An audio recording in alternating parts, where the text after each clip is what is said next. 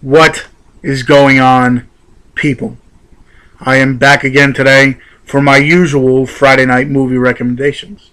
Yes, if you know about it, you know about it. If you don't know about it, this is where I give you a few little recommendations for movies to watch during the weekend if you want to. If you don't want to just sit there and think about movies to watch, I'll review a few to make it a little easier for you to decide what movies to pick up, or not even pick up, to watch and such. Uh, I got two movies yesterday. I watched them both. I'm going to review those. These two movies I'm going to say are a must watch. That if you're looking for something to watch, these two definitely will fit for pretty much anybody, the family and everything. They both came out yesterday. They're both made by Disney. This first one here is an animated Disney movie, and it's Frozen. I'm sure everybody has seen it or wanted to see it or knows about it or whatever. It's an animated movie with Kristen Bell and Dina Mendez or Menzel. Was it Jonathan Groff, and then this guy Josh Gad. They all play little characters in here. Pretty much the story is this one girl here, Elsa. You got two sisters, Elsa and Anna, both played by Kristen Bell as Anna, and that Indina girl is Elsa. And what happens is Elsa ends up becoming queen, but she has this crazy power of like coldness that no one knows about until this ball. Something goes awry and the powers come out, and everybody pretty much freaks out, so she runs away.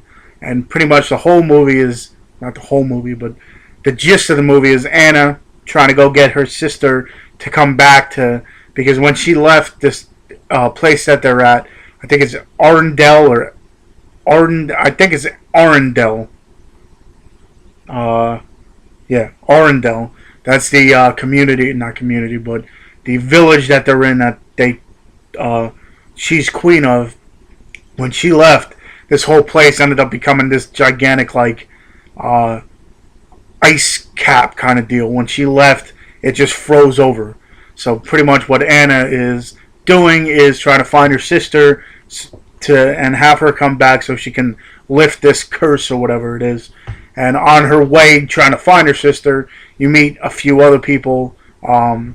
This guy Kristoff, and he has this reindeer called Sven. And then when they were younger, when these two girls were younger, they used to make these snowmen because of this power. And one of the snowmen that they made was this guy Olaf that they both made up. And when she's doing all her magic now, she ends up making this thing and it comes to life.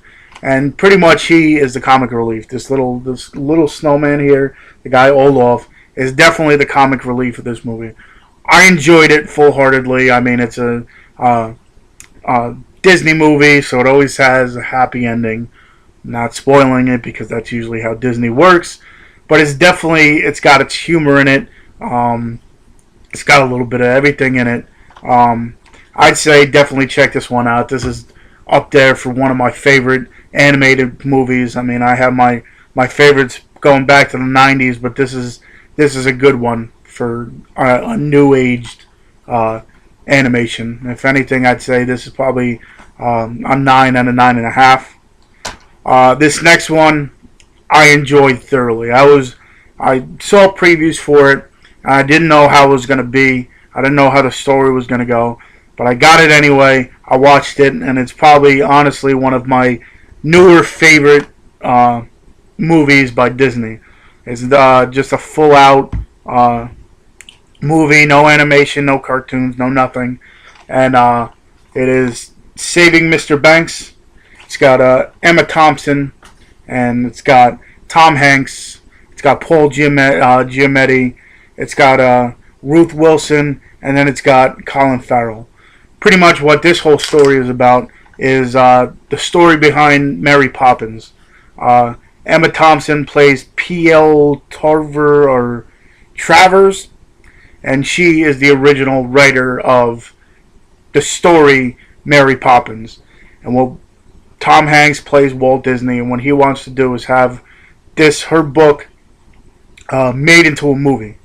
So what he does is he flies her from England, where she's living, to Los Angeles, and have her sit down. She never signed the contract yet, so what they're actually going to do is just sit down and pretty much go over the whole story, see if she enjoys it or see if she'll write off on it, and she gives her aspects into it.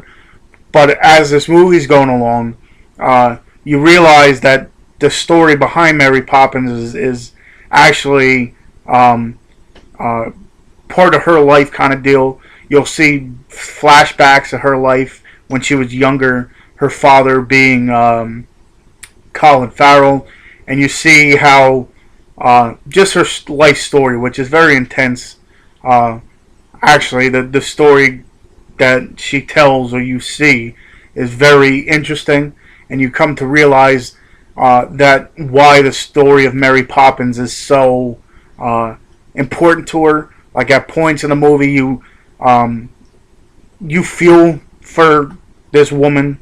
In the beginning, she comes off as very arrogant. Everything they try to do to this movie, she denies.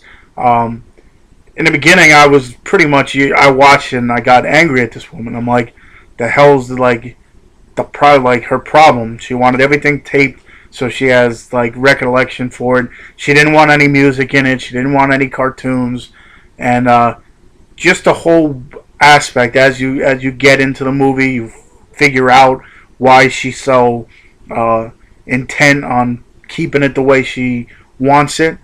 But this movie, I have to give it a 9.5 on like a perfect rating, because it tears at every heartstring you have. Like I said, in the beginning of the movie, I'm kind of angry because of the way she just acts, but then you get into the whole story and you start understanding what's going on. It's just a very interesting point into a movie, like going behind the scenes kind of deal of how they made Mary Poppins. Mary Poppins being one of my favorite Disney movies from back then. And as you're watching this movie, I went back and watched Mary Poppins, because after watching this, you get a whole new aspect and a whole new meaning behind Mary Poppins. So I'd say those two movies right there are definite watches. Frozen and Saving Mr. Banks. Those two were definitely up there for some of my new favorite Disney movies. If you have seen them and you have comments, let me know in the bottom, or let me know in the comments section. If you enjoyed my review, let me know. Give me a thumbs up. Give me a like. If you enjoy all my videos, feel free to subscribe to my channel. And like I say, usually at the end of every video, I do have a Facebook fan page. I got a Facebook group page. I got a Twitter, and I have a Instagram. So those links will be on the bottom. And until next time, I will see you.